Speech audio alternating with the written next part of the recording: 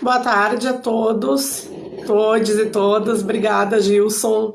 Boa tarde, Alfredo. Já já eu vou aceitar aqui a tua solicitação. Eu tô só dando aí uns 2 minutinhos para o povo poder entrar, tá bom, Alfredo? Já já eu aceito aqui. Sejam todos muito bem-vindas, muito bem-vindos a mais essa conversa, que hoje vai receber Alfredo Gonçalves Lima Neto, e aí eu vou, como eu sempre faço, eu vou deixar que ele mesmo se apresente. Bem-vinda, Vé, bem-vinda, Sueli, bem-vindo, Ricardo. Vou deixar que ele mesmo se apresente, ele conte um pouquinho sobre ele. Tá bom? Eu vou aceitando aqui, já temos um número considerável e as pessoas vão chegando.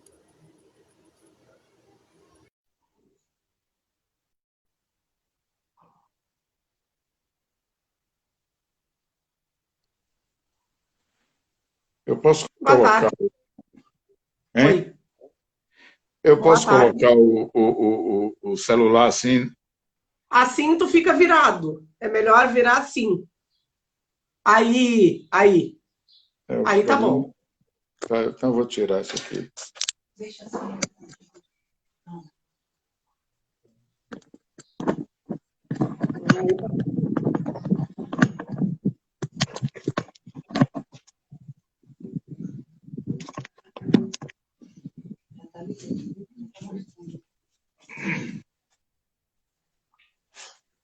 Pronto, ótimo. Tá me escutando bem, Alfredo? Estou escutando bem. E você? Aham, perfeito. Então, assim, mais uma vez, bem-vindo. É um grande prazer te receber aqui na minha live. E eu gostaria de, então, começar agradecendo ter aceito o convite, né? E te pedindo para tu contar um pouco de ti, né? Tu és médico, mas tu também faz parte de 3 academias de letras. Então, como é que é essa tua relação medicina, literatura? Tu também tem formação em filosofia, pelo que um passarinho chamado Ricardo Vidal me contou. Então, bem-vindo e te apresenta, por favor. Boa tarde, Maura. Boa tarde, amigos de Valença, de Salvador, de outras pragas. Um abraço aí ao passarinho Ricardo. Bom, para quem não me conhece, meu nome é Alfredo Gonçalves de Lima Neto. Eu sou natural de Salvador, mas já tenho muitos anos aqui em Valença. E aqui eu exerço a profissão de médico, mas eu estou aqui hoje certamente porque me dedico à literatura. E desde cedo eu comecei a enveredar pelas letras, né? No começo através da poesia, como todo jovem começa com poesia, depois eu segui os caminhos da prosa. E nestes anos todos eu sempre fui apaixonado muito por literatura e li muitas obras. Eu tive uma formação cultural no que se tange à formação secundarista com alguns mestres extraordinários que gostavam muito de literatura, e isso me fez realmente, a cada dia, tornar um apaixonado por literatura. Ao chegar em Valença, eu escrevi esporadicamente, mas quando eu cheguei em Valença, encontrei já um grupo aqui, capitaneado pelo amigo Araquém. E me fustigou um bocado e me colocou para que eu arrumasse essas coisas. E aí outras pessoas, outros amigos aqui escreviam, se juntavam, isso é que nem formiga, né? Um vai se juntando ao outro. E a partir de então, nós tínhamos quase que diariamente um contato, uma troca de figurinhas por textos, e nós levávamos um ao outro textos e havia um palpite, havia sugestões, e a partir daí foi crescendo essa vontade de escrever, de dividir, não somente, não guardar nas gavetas, mas dividir com o leitor em geral. E começou a ficar mais ambicioso, sabe, esse projeto. E com a entrada na Academia de Letras, foi a primeira Academia de Letras do Recôncavo Alé, na qual eu ocupo a cadeira de número 40, que tem como patrono o escritor Xavier Marques, houve uma vontade muito grande, principalmente da professora Macária Andrade, junto com outros acadêmicos daqui. Valença tinha e tem 5 representantes na Academia do Recôncavo, que nós deveríamos ter também a nossa academia. Nós tínhamos grandes escritores aqui e resolvemos fundar essa academia. Então, eu, o Araquém, a Macária e o Mustafa, nós nos reunimos quase durante um ano e elaboramos o estatuto, nome da academia, seguimos o modelo francês de academia e, a partir daí, criamos a AVELA, Academia Valenciana de Educação, Letras e Artes. E a AVELA foi um marco para a cidade, porque nós abrangemos também não apenas os escritores, não havia tantos escritores para ocupar 40 vagas, né, 40 cadeiras. Então, os educadores da língua portuguesa, artistas plásticos de teatro, educadores. E, então, nós arregimentamos esse grupo e tem feito um trabalho maravilhoso. Para você ter ideia, nesses 30, 35 anos, 35, menos um pouco, a Vela foi criada mais ou menos em 2004, por aí, e a partir de então, mais de 30 livros foram editados, se não diretamente sobre a chancela da Vela, mas sobre a influência e sobre a contaminação positiva dessas publicações. E o grande marco dessas edições foi justamente a primeira antologia, que é Valenciando. Valenciando marcou época porque, sendo a primeira, né, todo mundo se lembra do Valenciano, nós 8 escritores aqui, e nós fizemos um lançamento fenomenal, com muita gente mesmo, e a partir de então, eu digo, precisa do segundo livro, o terceiro livro, e a partir desse 3 anos depois, foi lançado Rio de Letras, né? O Rio de Letras, com um contingente de autores bem maior. E a dificuldade do mercado editorial no nosso país é muito grande.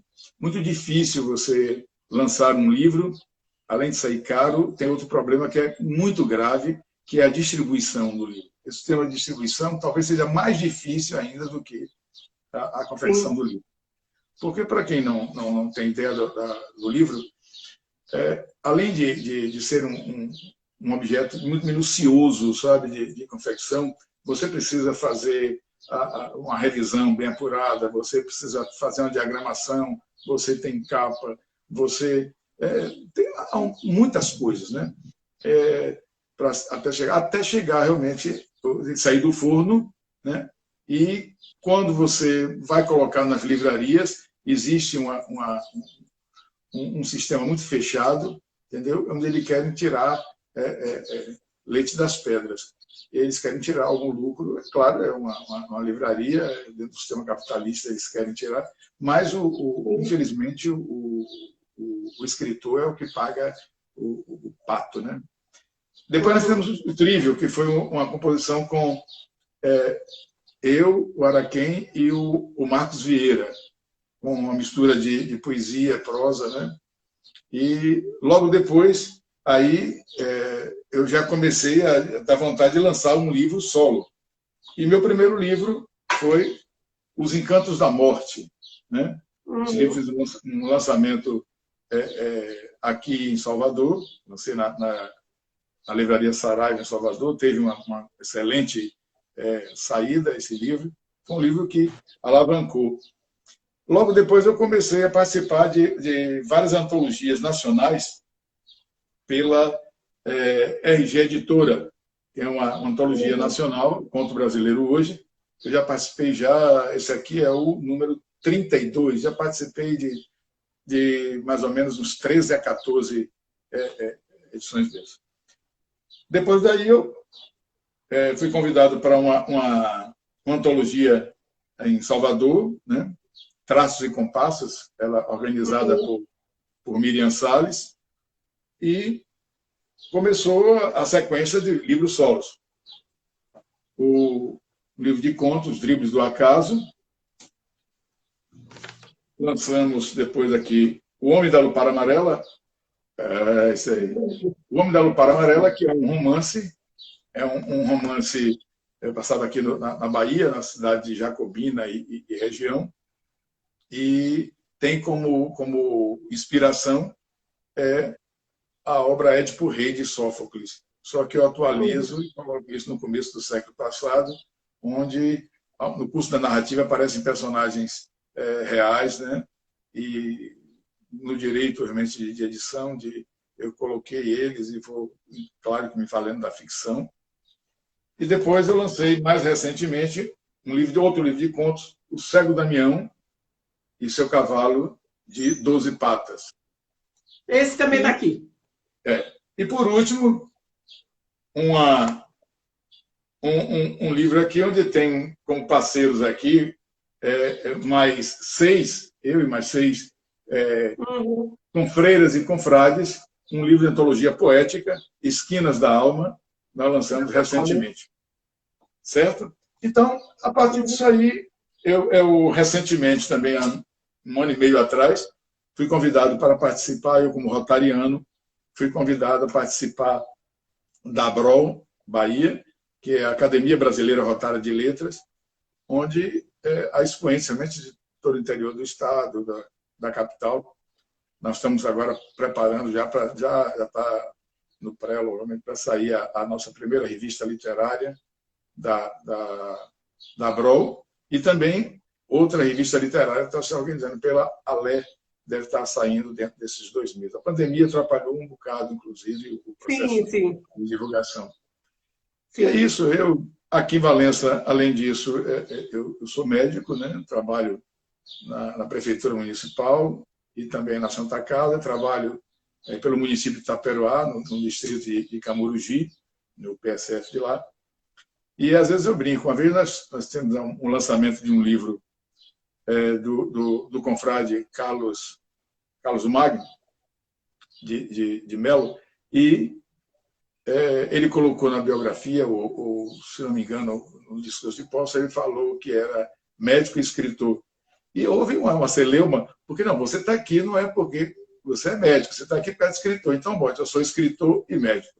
Bom, como medicina, eu não vivo de livro, né, em termos de ter esse retorno financeiro. A medicina. Difícil, né? Mas a informação é o seguinte, eu brinco até, digo, olha, eu faço literatura e nas horas vagas faço medicina. Apesar de, então, estou tendo muito mais horas vagas do que... Mas é isso, eu me divido entre esses 2 universos. Eu tenho uma paixão muito grande pela literatura. A literatura é algo assim muito sério. Eu tenho uma verdadeira... sou arrebatado pela palavra. E nesse processo, eu tenho conhecido o mundo, pessoas e situações, e é isso. E também, junto com a Faculdade de Medicina, fiz filosofia, porque no período eu busquei fazer um curso paralelo ao curso de Medicina, um curso de literatura, e não havia na capital baiana, naquele período, nenhum curso de filosofia, ou de literatura. E eu resolvi seguir o que era mais próximo. Eu tinha letras, né? Tinha história, tinha filosofia. Então eu digo, olha, filosofia, eu vou tomar um pouco mais de coragem. Alfredo, o povo aqui está te entregando, viu? Zebal está dizendo que tu faz filmes, Jussi está dizendo que tu canta, então o povo aí está dizendo que os teus talentos são para além do que tu está contando. É o que o povo está dizendo nos comentários. Não, vivo também. A gente faz as coisas que todo ser humano faz, né? De vez em quando pergunto, no consultório, quando ele diz assim, olha, o médico não veio porque está doente. O médico adoece, ele faz tudo que a gente faz. Ele come, dorme, faz número 1, número 2 e respira. A única coisa comum é que respira. A mesma coisa também. Claro, eu gosto, as artes em geral, todas, sabe, elas tomam conta de mim. Eu gosto muito eu pinto também, né? Eu gosto minha mãe pintava e tocava, foi professora de piano. Então, eu sempre fui apaixonado por música, gosto... Agora, eu sou muito eclético, eu gosto da música erudita, a música chamada música clássica, gosto muito de cantos gregorianos, gosto e adoro música popular, principalmente a música popular brasileira. E gosto de rock também, eu sou da geração dos Beatles, dos Rolling Stones, do Emerson, Lake Palmer, Pink Floyd, e gosto também da música popular brasileira, né?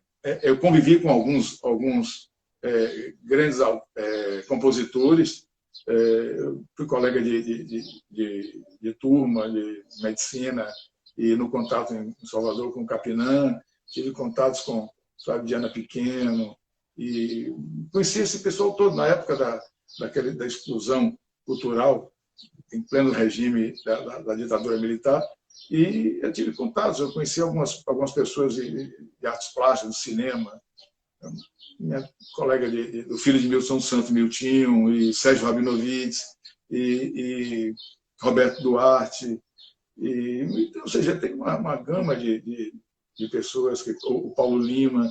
Então, essas pessoas todas, claro que todas elas se juntaram, de uma certa forma, direta ou indiretamente, e se viram para, sabe, esse caldeirão cultural. Gosto de belas artes muito, muito de belas artes. Eu estudei a vida toda ali, muito próximo. Eu estudei num colégio que era da universidade, colégio de aplicação, e havia uma tendência muito grande às artes e à cultura em geral.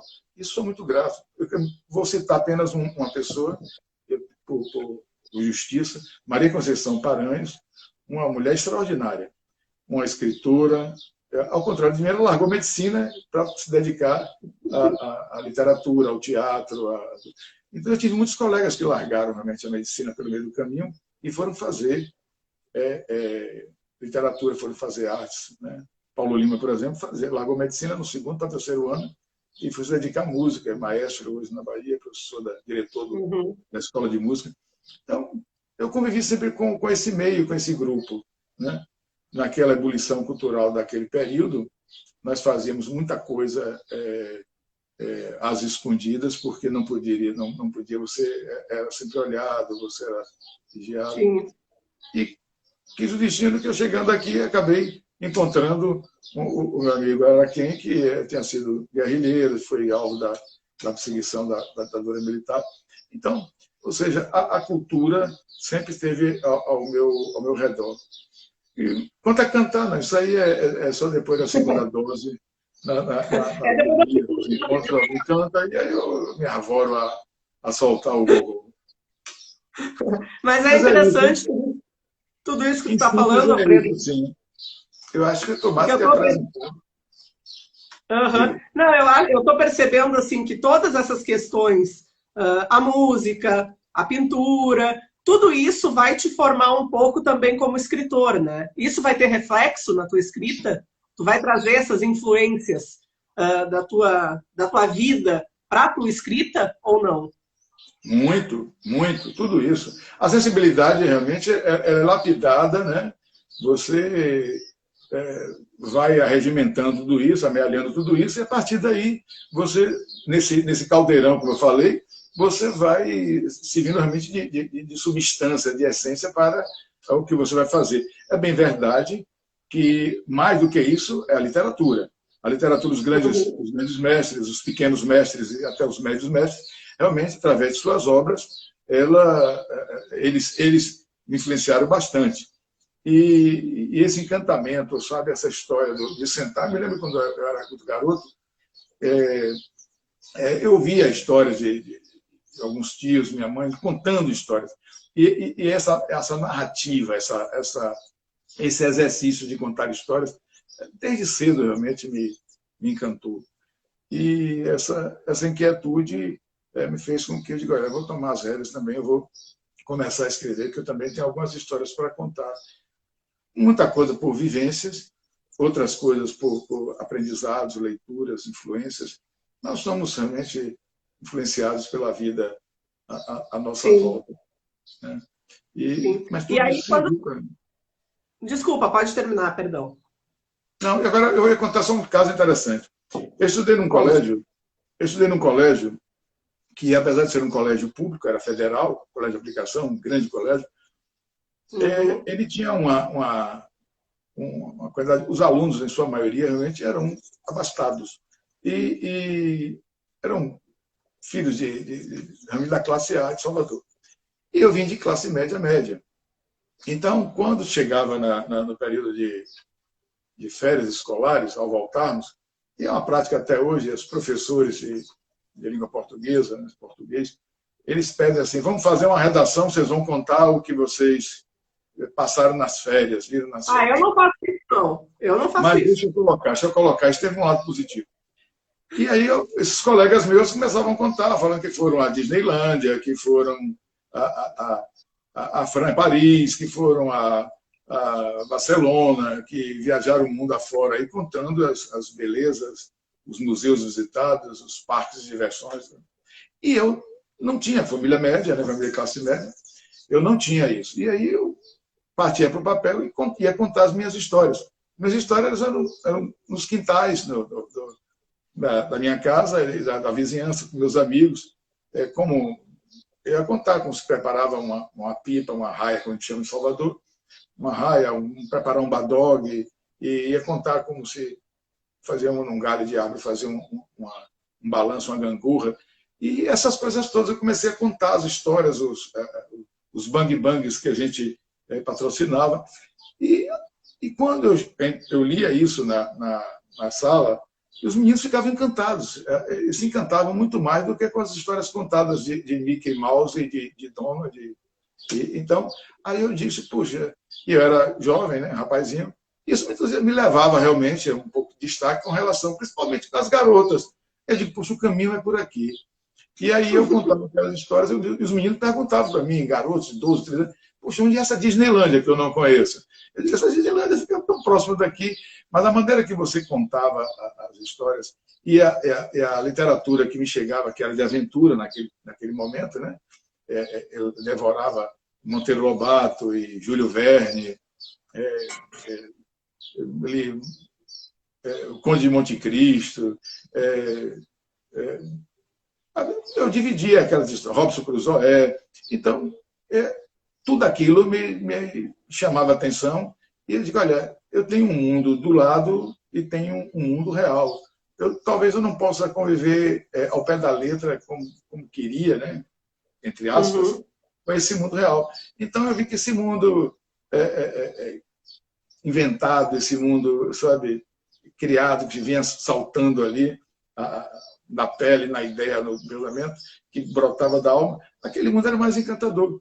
E só vim descobrir isso mais tarde, justamente quando eu li uma coisa de Ferreira Goulart. Ferreira Goulart fez, olha, a gente faz arte porque a vida não basta. Né? Então é isso, a vida para mim também não bastava. Eu comecei a fazer arte a partir daí. Eu acho que esse momento que a gente está vivendo agora de pandemia tem mostrado muito a importância da arte, né? Da literatura, da cultura. Quer dizer, eu mesmo comecei essas lives por conta de precisar. Eu preciso dessa troca, eu preciso escutar as pessoas, eu preciso trocar ideias. Como professora de literatura, professora de língua portuguesa, muito mais da literatura, né? Pesquisadora. Então eu comecei isso até como uma brincadeira. A gente brinca que eu fiz a live 0, não tinha ninguém. E aí foi tomando forma, foi se aperfeiçoando. e acho que tem sido uma maneira de adquirir conhecimento também nessa pandemia, né? Que é um momento muito... E é uma maneira de você regimentar, né? Todos ficam em torno. Tem pessoas aí que... Eu acho que quando você coloca duas pessoas dialogando, fazendo... Outro dia assisti a live que você fez com o Gilson e com o Ricardo, muito boa, porque cada uma tem o seu ponto de vista e, ao mesmo tempo, convergem. Né? A Didirlene também está muito boa, com o Yonan também. Eu acho que você, quando coloca isso funciona muito bem. O processo de criação, realmente, ela passa, inclusive, Eu me lembro de uma coisa que a gente ia conversar, eu, Galvão, Moacir, Macária, Mustafa, de repente alguém citava alguma coisa, contava alguma coisa, alguma história, e você fisgava aquilo ali, pedia permissão, se não tivesse já um dono da história, e você criava a partir dali. E eu ouvi uma anedota, um comentário de uma pessoa, no dia a dia, no consultório mesmo que eu atendo. Eu me lembro que um indivíduo, um morador aqui da zona rural, uma vez, e eu perguntando, no anamnese, perguntando a ele como é que aconteceu, ele falou: doutor, isso aconteceu assim de repente. Eu estava ali, estava lá, meu canto, pitando meu cigarrinho, e de repente estava descaroçando uma ideia. Aí, descaroçar uma ideia. Que maravilha, isso é uma metáfora fantástica. E a partir daí eu digo: olha, então o escritor, ele é um ladrão de sonhos e de vivências, e você tem que botar isso no papel. Né? Às vezes tem que ordenar isso, porque as pessoas, às vezes, não estão vendo ali do lado o que está acontecendo, e você conta aquilo. Eu trabalho muito com o realismo fantástico. Então, essa ideia do absurdo, né? Essa ideia da fantasia, sabe? Ela encanta. Ela encanta porque, de repente, você coloca aquilo no papel, uma ideia, e as pessoas ficam: pô, mas isso é possível? Uma vez uma senhora perguntou para mim: mas isso não pode, isso não existe. Eu digo: claro que existe. Eu criei, eu inventei. Entendeu? É a maneira mais próxima, realmente, de a gente ficar igual ao Criador. A gente se torna também criador. Criatura e criador se comungam, e é uma maneira de você tocar a vida. Porque você vai parindo essas personagens, e essas personagens vão surgindo, você vai dando vida a ela de acordo com alguém que você conheceu, com o nariz que você viu, mas com um temperamento de outro, com um sorriso diferente, com a tristeza, e você vai, sabe? A partir do momento que você cria o personagem, eu sou muito meticuloso nisso, eu gosto de desenhar, sabe? Parece até um desenho falado desses que fazem na polícia. Você desenha, você mostra a cara, o rosto do personagem, e a partir daí você precisa dar vida a ele. E aí eu dou vida. Bom, muitas vezes eu brinco com o nome da pessoa. Bom, eu não gosto de tal pessoa na vida real, eu vou botar falando de tal, que é meio ruinzinho também aqui. Mas eu gosto de outra coisa. Mas você cria o caráter do personagem, que muita coisa é sua, claro, vivência, mas você também se vinga dos ruins e você enaltece os bons. E você vai, sabe? Eu tenho um conto do primeiro livro que eu fiz, no Herança Maldita, eu faço uma homenagem a muitos amigos meus, com o nome das ruas. Todas as ruas, todas as praças são nomes de amigos meus. Né? Então, são coisas desse tipo que você vai brincando. O narrador, muitas vezes, ele salta de mim. Né? Ele tem uma vida própria, e às vezes a gente conversa muito, eu e ele, às vezes a gente concorda, às vezes a gente discorda. E, às vezes, eu faço muita galhofa com ele, ele faz comigo também. Assim como eu faço com a personagem. Né?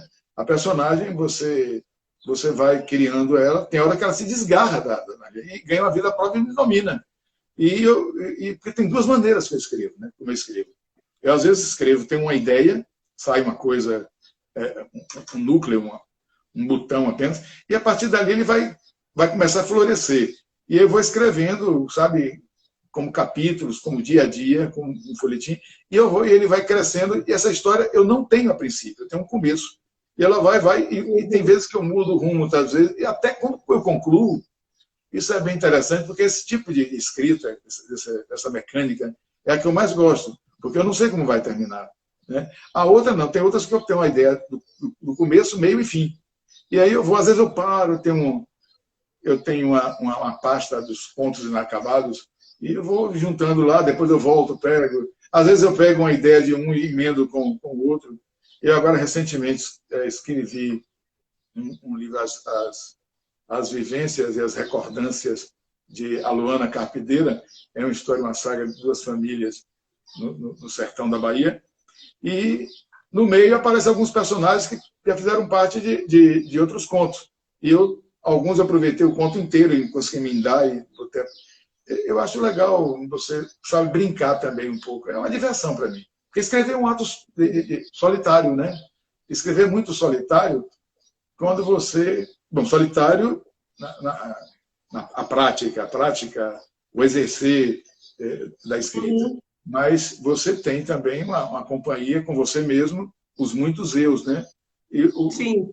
as muitas pessoas que habitam, elas partilham ali, além das divindades, das contra-divindades. Às vezes eu sento ali com Deus, sento com o diabo e a gente troca figurinha também. Eu acho isso, sabe, muito interessante, porque tem coisas que eu escrevo sabendo como vai terminar e outras que eu não sei como vai terminar. E muitas vezes a frase flui, salta no papel, e às vezes eu me encanto, eu digo, puxa, ficou legal, muito legal isso. Não era para botar assim, mas ficou assim. Entendeu? Às vezes eu não me lembro, eu deixo anotado num canto lá. Esse processo muito, muito legal. Uhum. Eu só vou, antes de continuar aqui, dar um salve para as pessoas que estão entrando, porque eu não consigo ver todo mundo, eu estou também prestando atenção. A gente que está nesse papel tem que prestar atenção na conversa, prestar atenção nos comentários, né, e ficar nesse vai e vem. Então, pelo que eu vi aqui, tem colegas teus, Dr. Genésio Assis, doutora Adelaide Pita, Kelly da Silva, do Laboratório Laclive, Zebal, uma galera que está aí chegando. Sejam todos bem-vindos, tá? E bem-vindas. E Gilson, eu tenho aqui algumas perguntas, mas eu vou privilegiar aqui a que Gilson fez. Voltando um pouquinho, antes de fazer a pergunta de Gilson, eu só queria contar eu também uma história interessante. O que eu percebo, Alfredo, na tua escrita, e aí tu falando me confirmou, que tu é primeiro escritor, depois médico, né? E essa construção que tu estava dizendo que o dia a dia faz, né?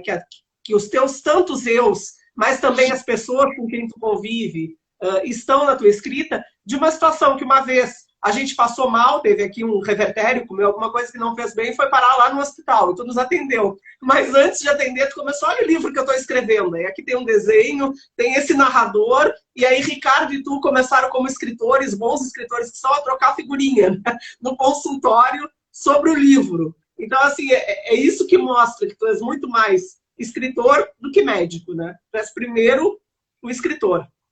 E Gilson, pode falar, depois eu falo a pergunta de Gilson. São duas coisas completamente diferentes, né?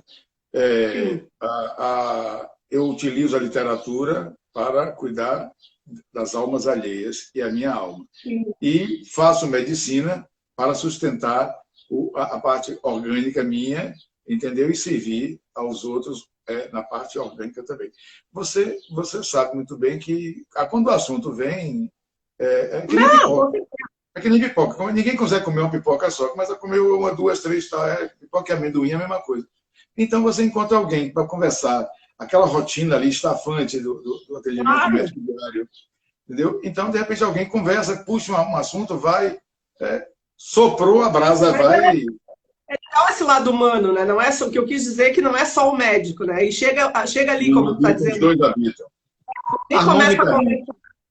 Alguém começa a conversar, puxa esse assunto, então vem harmonicamente, né? Foi isso que eu quis dizer.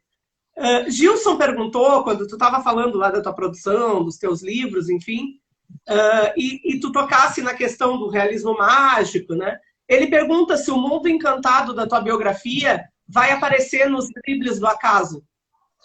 Aparece. Talvez seja, em termos reais, assim, o mais vivo. Os Dribles do Acaso, com exceção de alguns pontos que eu aproveito ideias soltas, anedotas e histórias que eu garimpei por aí, mas o menino e o adolescente que aparece ali tem muito a ver com amigos meus de juventude, a família, a religiosidade que tinha em minha mãe, o lado provedor de meu pai, o lado, sabe, às vezes até um pouco excessivo em termos de proteção, o relacionamento familiar e de bairro, a cidade de Salvador, naquele tempo bem provinciana.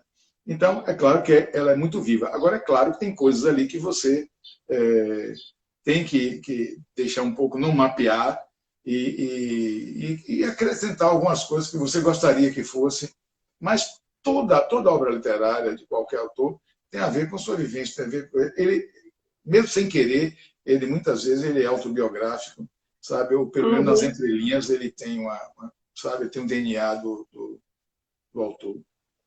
É porque é difícil a gente... Deixa eu falar uma coisa aqui. Você falou o nome de Gilson. Gilson é responsável por um momento de muita emoção.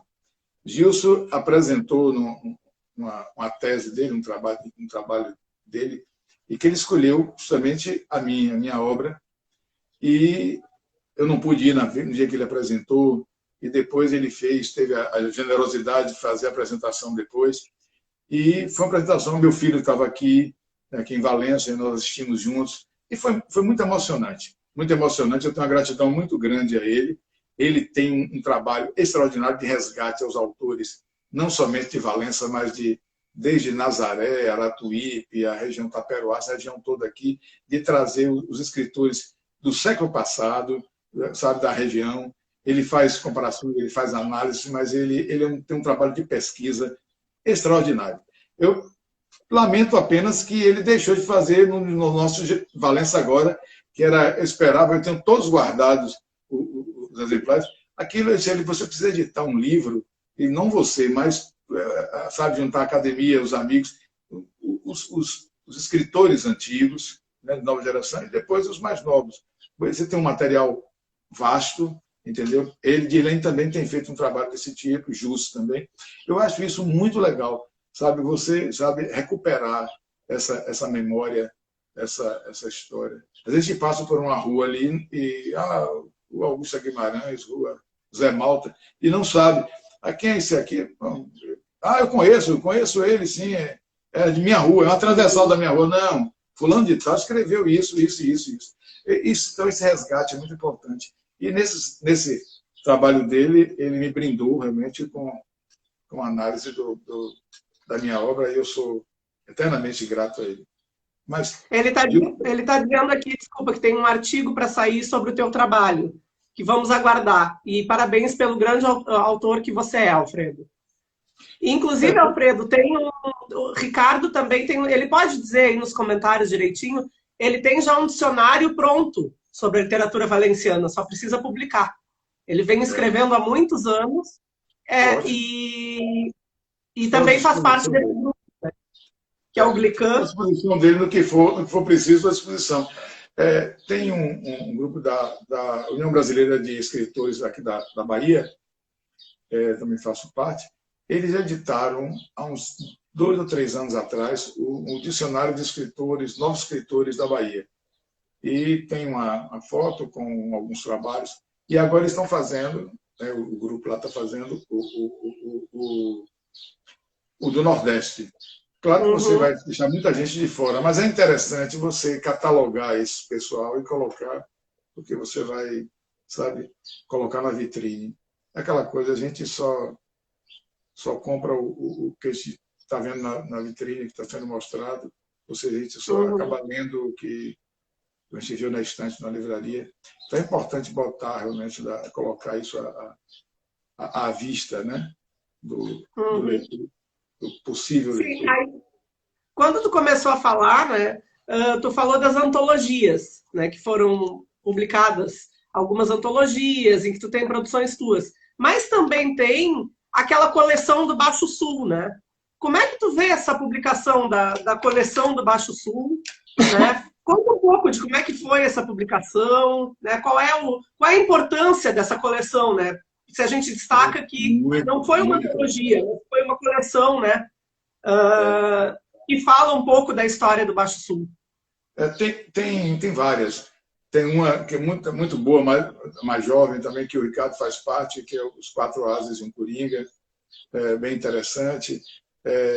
Tem o Rio de Letras, né? Tem o Valenciano, tem o Esquinas da Alma, Tem outras antologias aí também.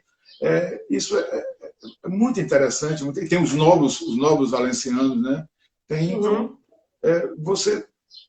eu me recordo, quando saiu o Rio de Letras, havia eu não me lembro o nome dela agora, uma participante, ela colocou umas 2 ou 3 poesias na antologia, e quando ela pegou no livro, ela pegou o livro impresso, né? Não era nem a boneca do livro, era o livro mesmo, os olhos dela pareciam saltar, uma alegria, sabe? Uma coisa assim, estava materializada ali uma coisa, sabe? O encanto que o livro causa. Inclusive, eu sou até suspeito para falar, porque eu leio muita coisa pela internet, mas nada substitui o livro. Em primeiro lugar, porque a internet você não tem cheiro. E livro tem cheiro. Tem cheiro, tem forma, você pega, você, sabe? É muito legal você folhear, sabe? É como se estivesse acariciando as palavras. Isso tudo tem, sabe? De você riscar, de você fazer anotação. E essas antologias todas, você alimenta o ego, primeiro do escritor, né? Porque todo mundo começa escrevendo poesia. É muito comum de ter um mini conto de Mário Quintana, e ele fala do poeta adolescente, que é aquele poeta que todo mundo passou por isso. Você escreve, rabisca uma coisa, você tem que levar para alguém ler, e você dobra, bota no bolso, sai procurando um amigo, até que encontra alguém, e você tira para ler para ele, o prazer de você ler, para ver se ele se encanta, ou se ele se... Essa coisa de dividir, sabe, é um negócio muito legal. Porque você não adianta escrever e guardar na gaveta, né? Você tem que dividir com o mundo, né? E a partir dali, engraçado, né? Ele é mais seu quando você divide com o mundo e, ao mesmo tempo, é menos seu. Porque o leitor vai escrever, vai ler nas entrelinhas, vai, sabe? É uma coisa... Sabe? Você começa a dividir. A interpretação você mesmo. O livro que eu li, eu terminei de ler há uns 3 ou 4 dias atrás, o Estrangeiro, de Camus. Eu tinha lido acho que 30 anos atrás ou mais. A minha leitura agora, mas agora é um magnífico livro. Estou lendo A Peste, relendo A Peste dele. Mas é o seguinte, hoje eu leio diferente, porque hoje eu leio nas entrelinhas, eu leio as vírgulas, né? Me interessa a palavra que é colocada ali, a forma, sabe? Como ele faz, ele constrói o personagem. E o mais importante de tudo, a história, claro. É a coisa mais importante de qualquer obra literária, é a história. Não adianta você escrever muito bem, seu domínio, seu luxo das letras, e se você não tiver uma boa história, você não segura o leitor. Tu sabe, Alfredo, que eu, quando estudante, não tinha o prazer, por exemplo, de ler Machado de Assis, como eu criei no mestrado. Porque no mestrado eu fui fazer um curso sobre os contos do Machado de Assis. E eu acho que Machado ele é mais fantástico nos contos, para mim. E muitos dos romances surgiram dos contos. Então, eu tomei um prazer muito maior com uma maturidade do que quando eu tinha, aos 14, 15 anos, em que eu era obrigada a ler uma obra de Machado e muitas vezes não entendia nada, né? Por aquela questão da escola. Pelo menos eu, como professora de português, eu já estou tendo outra perspectiva quando eu levo leituras para os meus alunos. Eu tento levar algo que possa se aproximar deles, que possa chamar mais atenção. Claro que a gente trabalha os clássicos, mas a gente tenta também fazer uma mescla no sentido de trazer aquele prazer pela leitura, não só obrigando a um clássico, né? Que muitas vezes vai ser de difícil compreensão para o adolescente. Muito importante isso. Uma vez quase eu fui sacrificado, comeram meu fígado numa reunião, porque eu perguntei, tinha várias professoras, foi aqui em Valença, eu disse, como é que vocês podem cobrar do aluno, sabe, alimentar esse prazer? Eu disse, quantas de vocês leem todo dia, mas leem com prazer? Porque se você colocar como para estudar no sentido prático de formação acadêmica, ele é chato. Você tem que fazer com que se torne prazeroso, né? Você tem que começar e a partir daí você despertar e fazer com que as pessoas vão buscar a literatura, o conhecimento, sabe, como uma necessidade, como uma coisa, como você sai para, sabe, tão prazeroso quando você vai para um lugar, para ir para um cinema e assistir, você está encantado com o filme. Mas você vai ensinar as pessoas a assistirem, né? Você vai fazer com que entenda ele porque tal personagem entra naquele momento, porque a luz no cinema é aquele jeito ali, a luz do filme, porque a colocação da câmera foi aquilo ali, qual a comparação que foi feita. Você vai ensinando, dando as ferramentas. E quando as pessoas têm esse conhecimento, eles começam a assistir com outros olhos. Eu acho que é a mesma coisa em termos de literatura. Você tem que gostar primeiro para fazer com que os outros gostem também. É o que eu faço. O Ricardo está dizendo aqui que ele defende o início dos estudos de literatura pela literatura local. Assim se prepara para ler um clássico. Eu acho também que pode ser um caminho muito interessante. Sabe que lá no IFE, em Santa Inês, onde eu trabalho, eu levei para os meninos no ano passado aquela crônica de Galvão sobre aprender a cozinhar. Eles amaram. Eu gosto muito daquele, uma das que eu mais gosto dele. E eu adoro trabalhar aquela crônica em sala de aula, porque os meninos, sabe, vem aquele prazer pela leitura, pelo escrever. E é muito legal você frequentar. Eu já fui a algumas palestras aqui, uns encontros aqui, tanto na faculdade, nas faculdades daqui, quanto na escola secundária. E, em primeiro lugar, há uma surpresa assim, das pessoas. Assim, o escritor ele é carne e osso. Aí você fica mais próximo da gente. E eles perguntam coisas assim, triviais que você... E, às vezes, é importante para a gente consertar. Entendeu? Você falou em Machado. Machado teve uma importância muito grande, mas muito grande. E Machado, você falou dos contos. Eu gosto dos contos de Machado, mas eu gosto de Machado, realmente, os romances dele. Capitu e Bentinho, aquele drama do Dom Casmurro, é uma coisa fantástica, universal. Mas eu gosto também de Memórias Póstumas. O alienista dele é espetacular, extraordinário. Entendeu? Então, é o seguinte, a gente fala assim, porque o mundo latino-americano, onde realmente a essência, a essência do realismo fantástico, né? Mas nós temos Machado, Memórias Póstumas de Cubas é realismo fantástico. Fora daqui, tem coisas do século passado, por exemplo, Oscar Wilde, com Dorian Gray, é realismo fantástico. Então tem muita coisa. Dom Quixote de La Mancha Dom Quixote, Dom Quixote. Dom Quixote de La Mancha é realismo fantástico. Entendeu? Mas é claro que os grandes, né? E nós temos realmente aqui na América do Sul, a começar por que eu chamo o patrono, realmente, que é Gabriel Garcia Marques, com um dos meus livros prediletos, 100 Anos de Solidão. Mas você tem coisas maravilhosas aqui. Borges também é maravilhoso, Carpentier, coisa maravilhosa, Cortázar. Você tem muita coisa, sabe? Você descobrir realmente os escritores latino-americanos, né? O México tem coisas maravilhosas. Os africanos estão aí, rapaz. Ontem a gente ainda conversava com o Galvão, porque eu estou estudando mais espanhol, porque agora eu estou trabalhando para um laboratório do México, né? Então, os meus estudos têm sido assim, lendo e vendo séries, enfim, só com espanhol. Você conhece o David Toscana? O David Toscana? Tem uns 3 ou 4 livros dele. Mas aí eu comecei a ler... O David Toscana ou o David Toscana? Entendeu? Eu comecei a ler Pedro Páramo, que foi uma indicação até de Galvão. Pedro Páramo é uma obra-prima. Agora eu te digo uma coisa, Alfredo, talvez eu não tenha conseguido continuar por uma resistência que eu ainda tenho. Eu comprei nessa quarentena um Kindle, né, para leituras online. Para leituras online não, mas para leitura, um aparelho para ler. Comprei porque, assim, tem muitos livros, como esse, por exemplo, Pedro Páramo. Além do preço dele, aí a gente volta na questão do acesso. Né? Você não acha? Não acha, ele é muito caro, o envio leva muito tempo para chegar. Então, no Kindle, eu consegui ele, tipo, por um preço acessível e já está ali, né? Dá para fazer a anotação. A gente não sente o cheiro mas são as possibilidades que a gente tem, né, de conseguir. Sim, claro. Não, tudo vale a pena.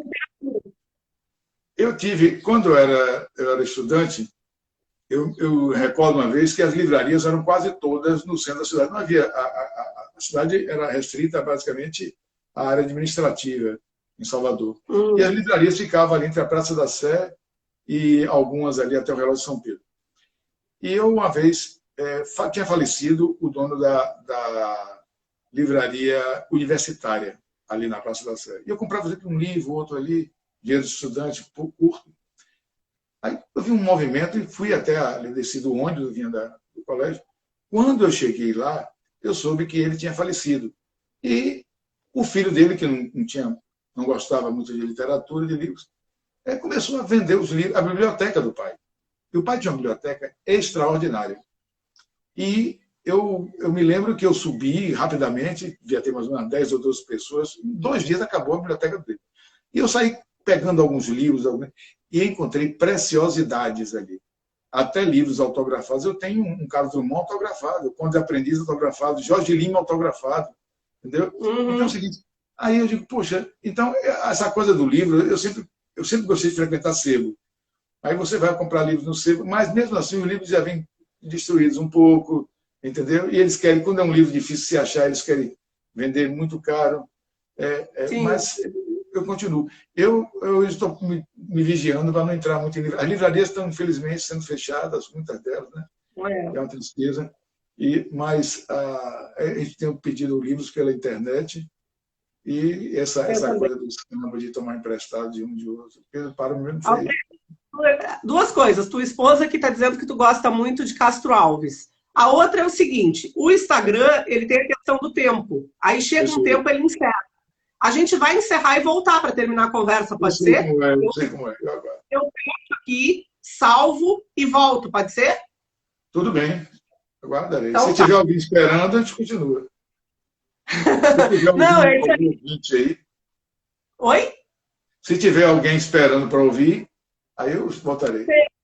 Alfredo, nós temos aqui quase 20 pessoas online. E isso, quando se vai ver, dá umas 40, 50 na hora que salva o vídeo. Então, a gente está numa conversa muito boa, cheio de gente aí, doutor Genésio, doutora Adelaide, já estão dando palmas aqui. Acho que Carla é tua filha, não é? Estava aqui também dizendo de Mia Couto. Tem Jussi, Gilson, Gislene, uma galera aí. Tá? Eu vou fechar para o Instagram não nos derrubar e eu volto, tá bom?